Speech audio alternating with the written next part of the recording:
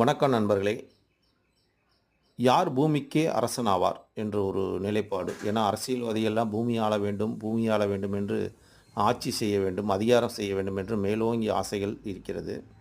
இதற்கு ஜாதக ரீதியாக ஒருவருக்கு கிரக பலம் எப்படி இருந்தா சிறப்பா இருக்கும் அப்படிங்கிற மாரி, சுக்கிரன், சூரியன், சந்திரன், குரு, சனி ஆகிய கிரகங்கள் ஆட்சி பெற்று செவ்வாய், புதன் 7ல் இருந்தால் ஜாதகர் பூமிக்கே அரசனாக திகழ்வாகக்கூடிய அமைப்பு உண்டுன்னு வச்சுங்களேன்.